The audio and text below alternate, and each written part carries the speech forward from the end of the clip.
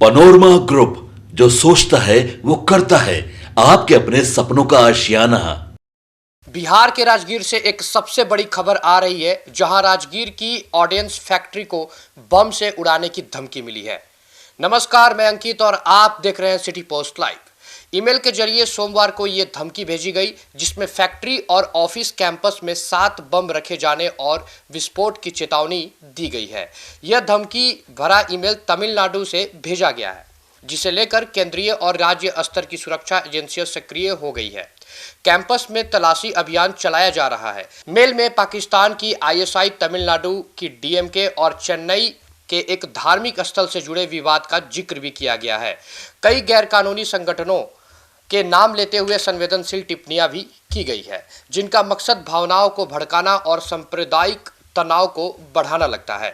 Police ने शुरुआती जांच में इसे दहशत फैलाने की साजिश और सांप्रदायिक माहौल बिगाड़ने की कोशिश के तौर पर देख रही है। राजगीर के डीएसपी सुनील कुमार सिंह ने बताया है कि प्रारंभिक जांच में यह मामला एक खतरनाक धमकी लग रहा है।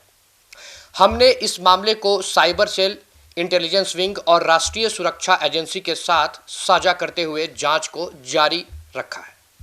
इस गंभीर धमकी को देखते हुए केंद्रीय और राज्य की जांच एजेंसियां, रक्षा मंत्रालय तथा जिला प्रशासन मिलकर मामले की गहन जांच कर रहे हैं। साइबर सेल को ईमेल की तकनीकी जांच और इसके स्रोत की पहचान करने की जिम्मेदारी सौंपी गई है। राजगीर आयुध निर्माणी भारतीय सेना के लिए अत्यंत महत्वपूर्ण रक्षा उत्पादन केंद्र है। इस कारखाने की नींव वर्ष 1999 में तत्कालीन रक्षा मंत्री जॉर्ज फर्नांडिस ने रखी थी। सरकार ने इस परियोजना को 2001 में औपचारिक मान्यता प्रदान की थी। यहाँ BMCH यानी कि बाई मॉड्यूलर चार्ज सिस्टम जैसे मॉडर्न गोला बारूद बनाया जाता है, जिनका उपयोग भारतीय सेना की धनुष और बोफोर्स तोपों में किया जाता है। यह देश की एकमात्र फैक्ट्री है जो BMCH का उत्पादन करता है। म्यूनिशंस इंडिया लिमिटेड के तहत संचालित यह इकाई अपनी गुणवत्ता, स्वदेशी उत्पादन के लिए राष्ट्रीय और अंतर्राष्ट्रीय स्तर पर प्रसिद्ध है। इसके उत्पादों का निर्यात यूरोपीय देशों और अमेरिकी तक किया जाता है।